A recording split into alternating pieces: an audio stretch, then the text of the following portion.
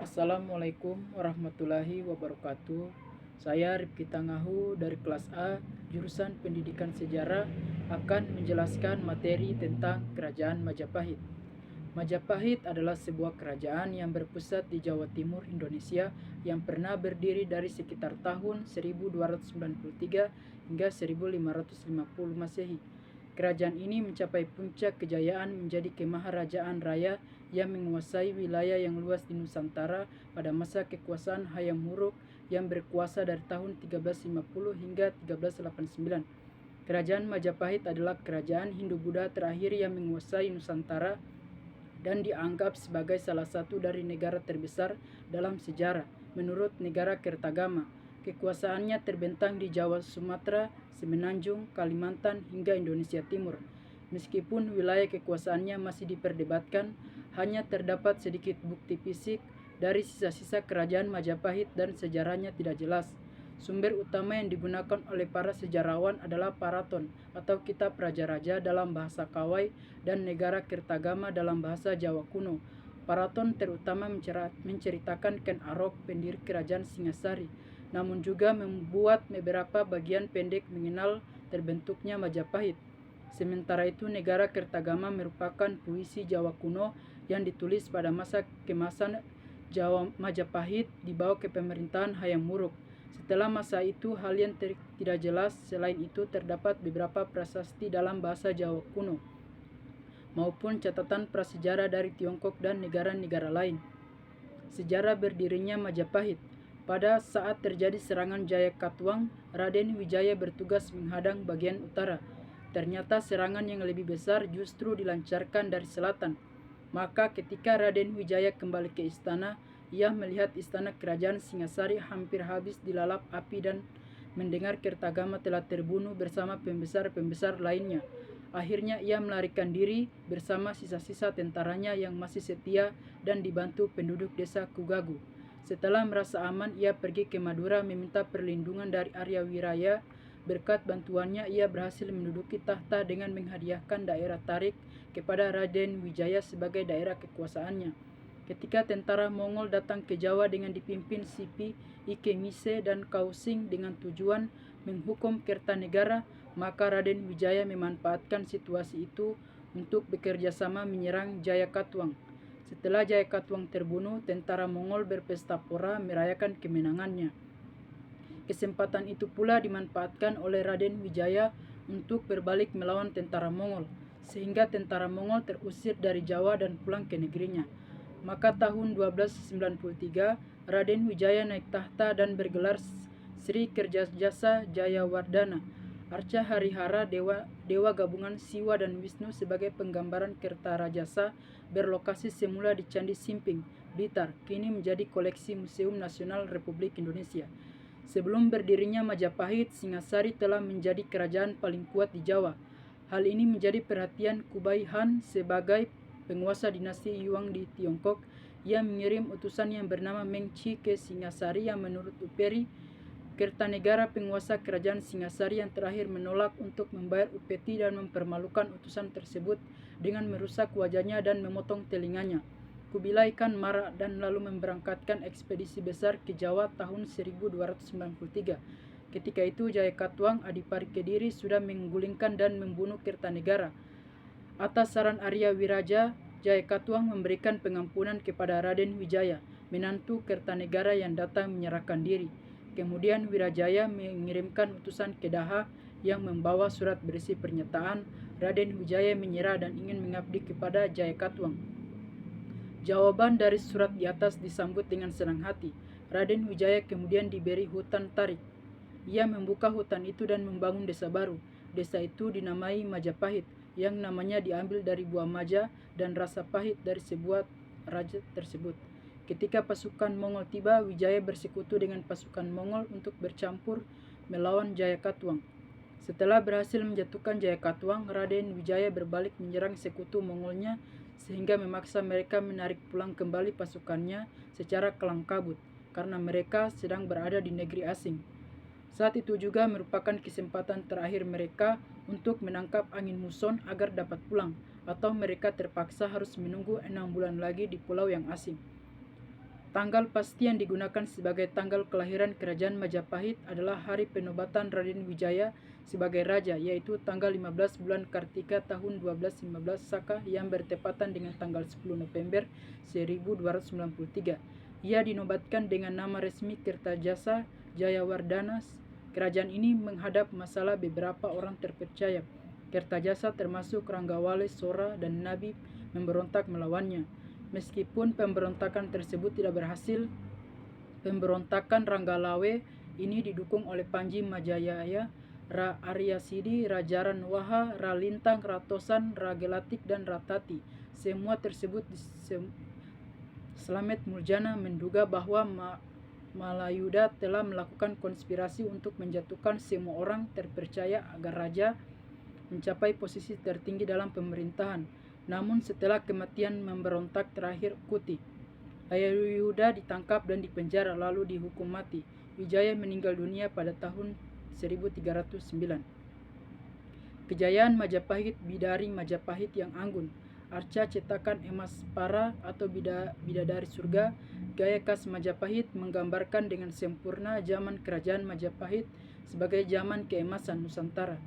Hayam Wuruk juga disebut Raja Sanagara, memerintah Majapahit dari tahun 1350 hingga 1389. Pada masanya Majapahit mencapai puncak kejayaannya dengan bantuan Majapatinya, Gajah Mada, di bawah pemerintah Gajah Mada. Majapahit menguasai lebih banyak wilayah. Menurut Kakawin Nagara Ketagama, puput daerah kekuasaan Majapahit meliputi Sumatera, Semenanjung Malaya, Kalimantan, Sulawesi, Kepulauan Nusa Tenggara, Maluku, Papua, Tumasik atau Singapura, sebagian kepulauan Filipina. Sumber ini menunjukkan batas terluas sekaligus puncak kejayaan kemaharajaan Majapahit. Peninggalan Majapahit, batasan alam dan ekonomi menunjukkan bahwa daerah-daerah kekuasaan tersebut tampaknya tidaklah berada di bawah kekuasaan terpusat Majapahit, tetapi berhubungan dengan perdagangan yang mungkin berupa monopoli oleh raja. Majapahit juga memiliki hubungan dengan Champa, Kamboja, Siam, Birma bagian selatan, dan Vietnam, dan bahkan mengirim duta-dutanya ke Tiongkok.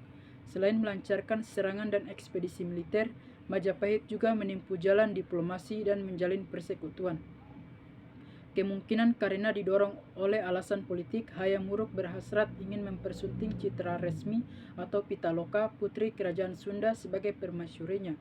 Pihak Sunda menganggap lamaran ini sebagai perjanjian persekutuan pada 1357. Rombongan Raja Sunda beserta keluarga dan pengawalnya bertolak ke Majapahit, mengantarkan sang putri untuk dinikahkan dengan Hayam Wuruk. Akan tetapi Gajah Mada melihat hal ini sebagai peluang untuk memaksa kerajaan Sunda takluk di bawah Majapahit. Pertarungan antara keluarga kerajaan Sunda dengan tentara Majapahit di lapangan Bubat tidak terelakkan.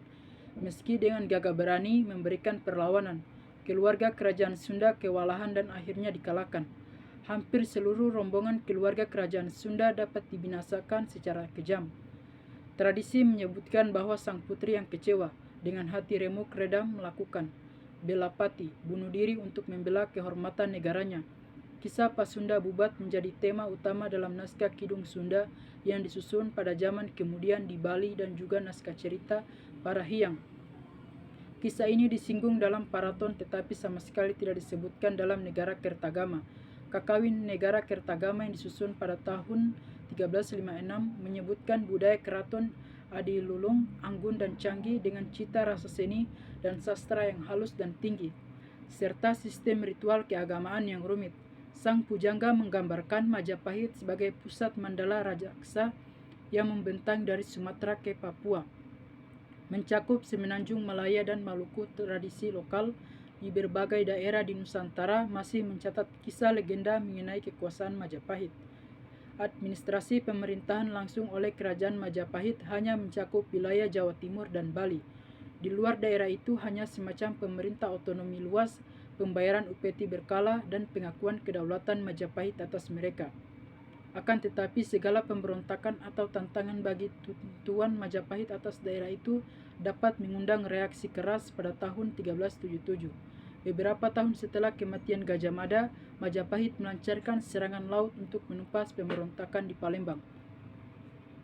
Meskipun penguasa Majapahit memperluas kekuatannya pada berbagai pulau dan kadang-kadang menyerang kerajaan tetangga, Perhatian utama Majapahit nampaknya adalah mendapat porsi terbesar dan mengendalikan perdagangan di Kepulauan Nusantara. Pada saat inilah pedagang Muslim dan penyebar agama Islam mulai memasuki kawasan ini.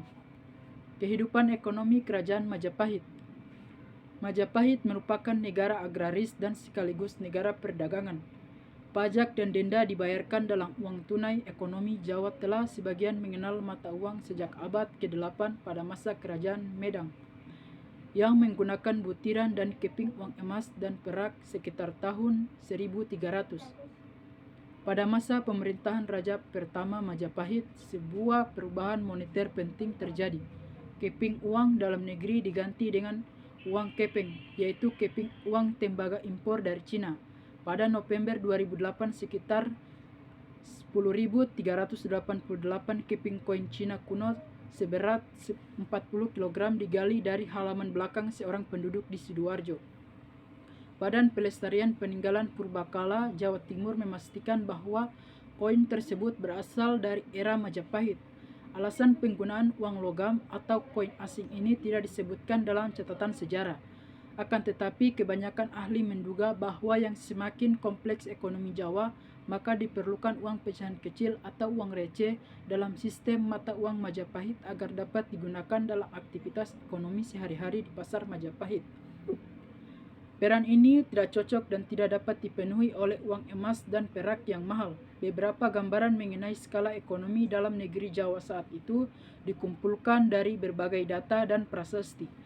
Prasasti Canggu yang kerangka tahun 1358 menyebutkan sebanyak 78 titik perlintasan berupa tempat perahu penyeberangan di dalam negeri.